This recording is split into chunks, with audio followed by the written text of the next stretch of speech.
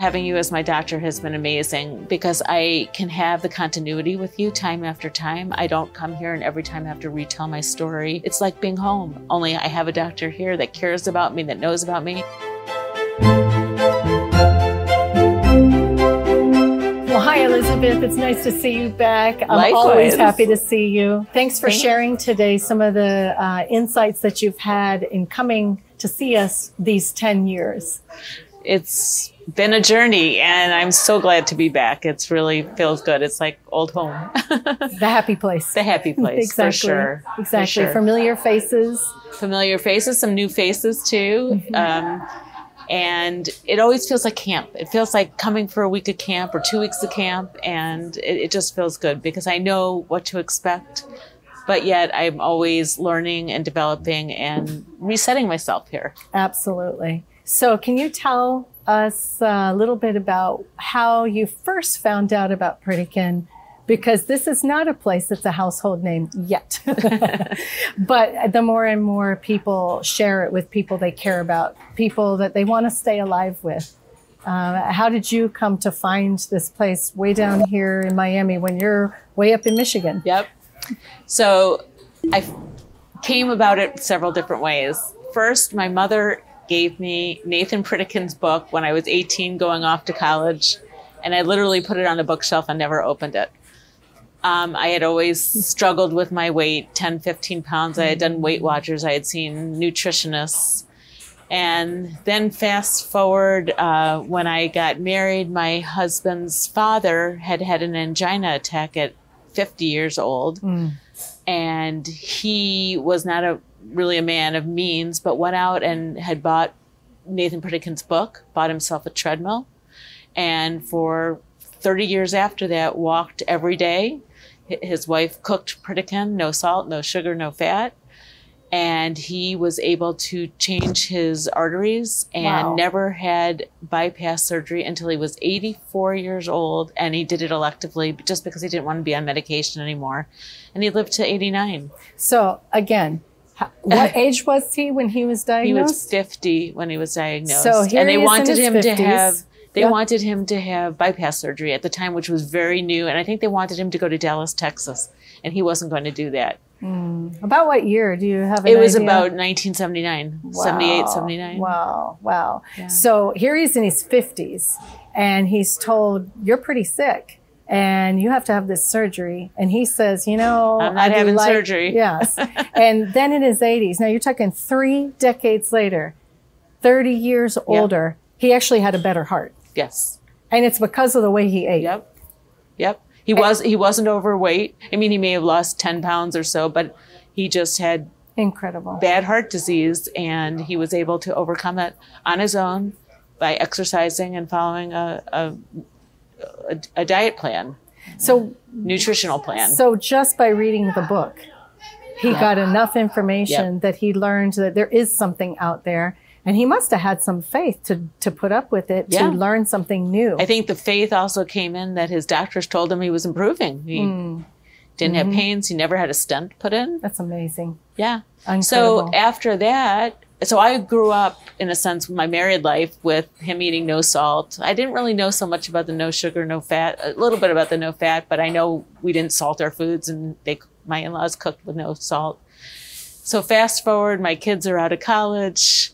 I actually was diagnosed with ovarian cancer 10 and a half years ago. Yeah, that's tough. And when I, thankfully at a very early stage, went through surgery, went through chemotherapy. And when it was done, I said, I'm just tired of doing everything for everyone else. I want to do something for myself. Self-care. All you ladies. And I had a friend who sent her daughter here pre-wedding to lose some weight and to become healthier. And I had been following that, and she really enjoyed it. And I looked it up and I said, I'm booking myself a trip. I came by myself, which was the best thing. I met so many people I'm still in contact with to this day. Lifelong friends. I met them there's Facebook groups of Pritikin past clients. Sometimes we arrange to meet here, or sometimes I just show up and I see familiar faces here. because so many people are returnees, and they're here not because they necessarily gained 10 pounds or 5 pounds or their blood pressure went up, but they come to reset themselves. Mm-hmm, mm-hmm. Yeah. So in this world that's so fast paced, one of the things that people are really cluing into is mindfulness, that ability to, have checkpoints. And when you realize that your goals are not aligned with your real life, you say, hey, what am I going to do about that? Right. And this is one of those places where people can come and do that in a fun way. Right. Do you think it takes much willpower, or do you think the group setting makes it a lot more fun? Like you said, like camp. I think the willpower starts when you get home. Mm-hmm. But the tools that they give you here are amazing, because everyone has different weaknesses. So depending on what they are, mm-hmm. If food happens to be mine, stress-related eating, mm-hmm. so I can take an emotional eating class here and reset myself that way and learn from it every time. Every time I've come here, and yes. I've come here probably almost 18 times in 10 years, wow. I find that I always take the nutritional lectures, I take some of the medical lectures, but for me, I don't necessarily need the fitness lectures because I do cardio every single day and I work out, but I relearn and delve deeper into the subjects because I'm at a new place in learning. Mm-hmm, mm-hmm. And the science also changes. Right. So science changes. Also, we're not the same people every year. And right. And we hear things differently from one month to the next sometimes. Right. And let's face it, even in medical school, we don't always remember everything we learn. If you come away from each lecture with just a few key points, that can be life-saving. I actually went to your no salt lecture this week for the first time probably in 4 or 5 years. I hadn't heard it recently, and it was a totally different lecture, and it was amazing. I just took away so much from it. Yeah, yeah. Well, I'm glad when people come, because we don't know what we don't know until we give it a little listen.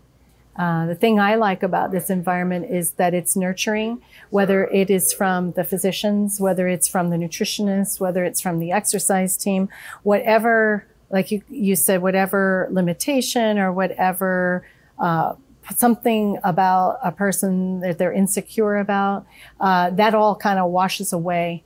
So much.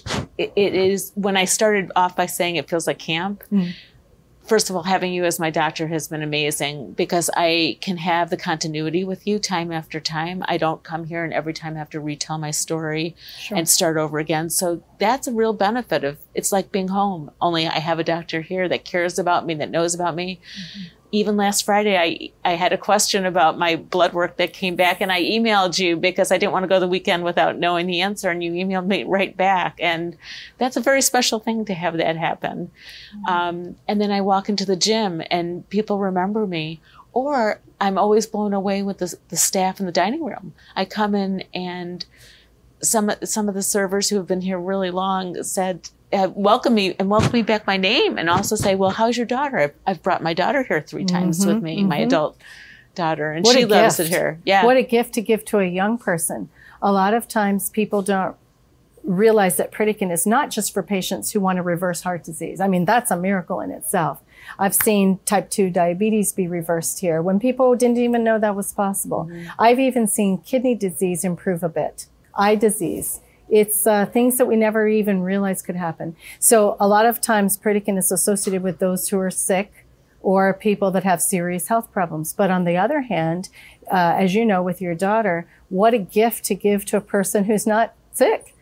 Somebody who can learn the skills early in life so they never have to experience, climbing out of that ditch when we get in trouble. Right. What a gift you gave her. Thank and you. How is she doing now? She's doing amazing. She, as I said, she's been here maybe 3 times over 5 or 6 years. And 2 years ago, after having multiple foot surgeries that kept her in bed, basically on a couch for 2 years, oh, wow. She took the bull by the horn and started exercising and started eating more Pritikin style. And she's taken off 30 pounds and kept them off. See that? And she's great. And it helped her in her whole life. It just helped her whole life be more, just wonderful for her. So when you eat healthy, it affects your moods. It affects your motivation. It affects your interest in life. it affects your confidence in trying new things, meeting new people, kind of coming out of your shell, if you will. And I think that what I've noticed in young people especially is really it introduces you to life in a way where you're more confident. I'm really impressed with a lot of the kids that I've seen. I've been here 18 years now, and I've seen people growing up, and when they first came, maybe shy, a little insecure, not really sure about themselves. And now they're leaders, peer leaders. I can't even tell you how proud I am to have seen and be actually honored, like I am with you and your family, to be part of this journey as people continue to grow and learn. We're all lifelong learners. Right. And continue to experience this world, as crazy as it is. Yeah. And, overcome so many things. So I was going to tell you a story that I'm not sure you know. I was here once at Pritikin, and it was my last night here with my daughter, and we saw a couple who's a little younger than I am from Michigan that I knew of. I didn't know their names, but I recognized them, and I walked up to their table and I said, I know you live in Michigan. I can't remember your names. And they told me who they were. And I said, I'm really curious. Why are you here? Because they're in very good shape. I knew they were exercisers, and everyone's here for a different journey. And that's the one thing I've learned coming so often. And they said, well, the gentleman said, my parents have been coming here for 40 years, and they just had their 60th wedding anniversary. And they had a party. And they looked around the room at all their friends, and they said, my parents are the most together, active, mentally active people here. We need to get ourselves to Pritikin. Wow. What a testimony. It was just, and I was... Real people. Real people. Yeah. And I think they come back every year now. Yeah. I do have some clients, like I said, that have gone from their 60s to their 80s, some from 70s to 90s. And I kid you not, they are doing just as well, if not better, later in life. Mm-hmm. And I never saw such things in the hospital. Yeah. Which is one of the reasons I come here every day.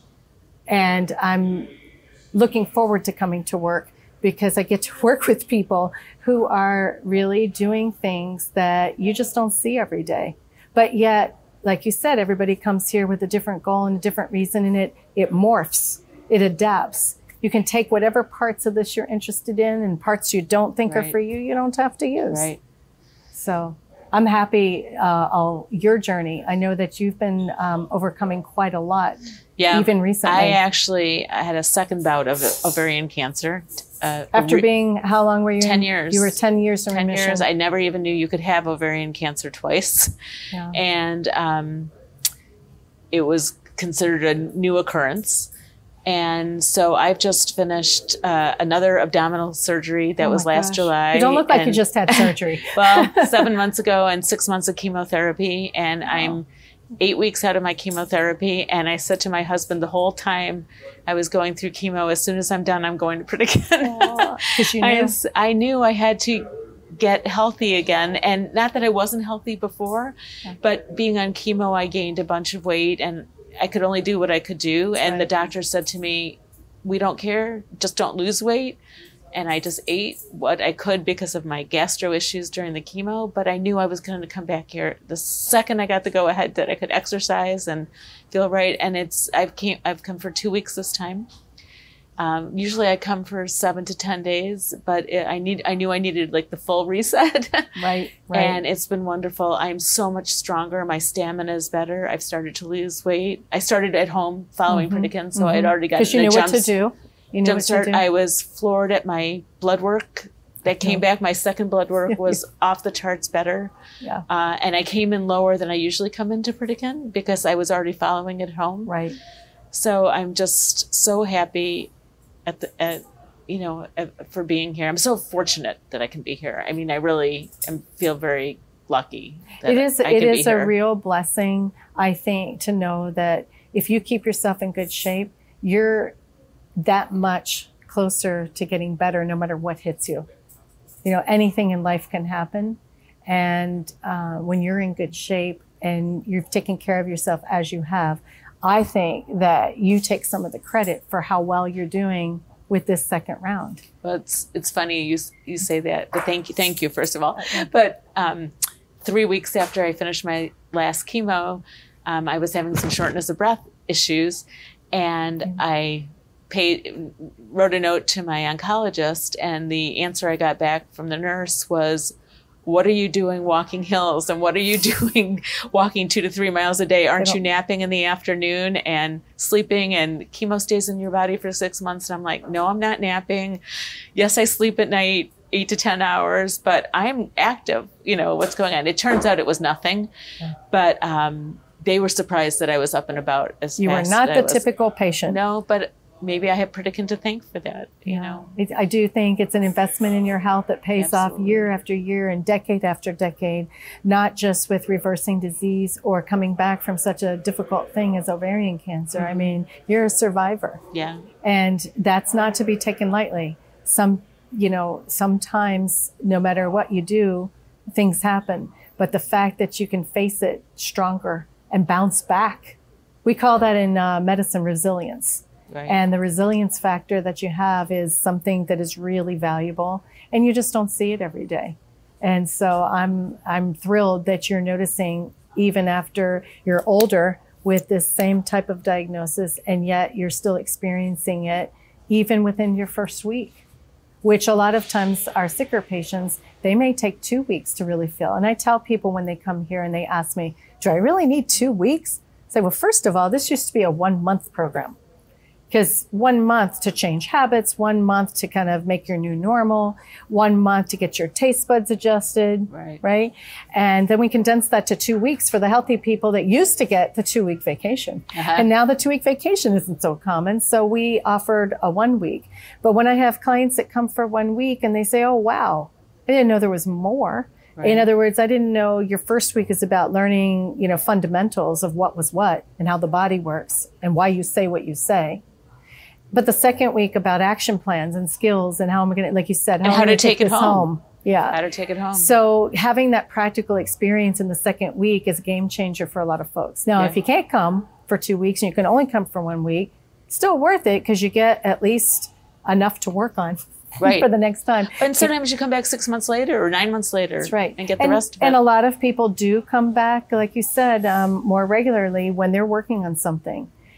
So whatever fits people's schedules, I say go for it, because your body wants to heal, and all you have to do is give it a little bit. And the more you give, the more you want to do it. Have you found that sometimes? Yeah, for and it's like a mindset. The more you eat healthy, the more you feel like doing things. Right. The more you eat unhealthy, the more you feel like sitting around and you don't have that interest. You might somewhere in your brain want to do it, but you can't really quite reach it.